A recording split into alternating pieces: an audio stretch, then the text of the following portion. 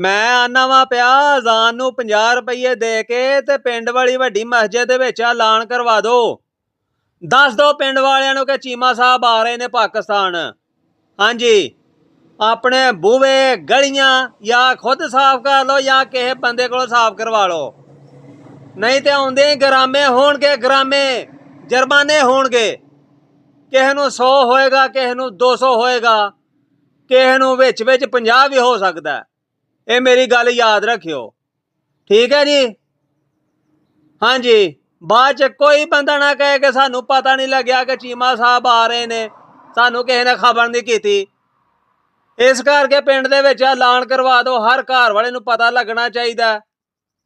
ਹਾਂਜੀ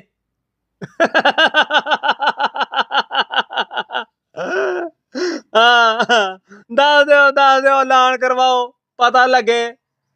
ਮਾਲੋ ਗਿਆ ਤੂੰ ਲੈ ਕੇ ਤੇ ਸਾਲ ਕਾ ਬਾਅਦ ਤੱਕ ਮਾਂਜੇ ਮਰਵਾ ਦੋ ਰੋਡਾਂ ਤੇ, ਕੋਈ ਕਚਰਾ ਕੁਚਰਾ ਨਜ਼ਰ ਨਹੀਂ ਆਉਣਾ ਚਾਹੀਦਾ। ਹਾਂਜੀ, ਐਤਕੀ ਕੋਈ ਮਾਫੀ ਮੂਫੀ ਨਹੀਂ ਕਿਸੇ ਬੰਦੇ ਨੂੰ। ਹਾਂਜੀ, ਗੰਦਗੀ ਵਾਲਾ ਮਾਹੌਲ ਮੈਨੂੰ ਬਿਲਕੁਲ ਅੱਛਾ ਨਹੀਂ ਲੱਗਦਾ।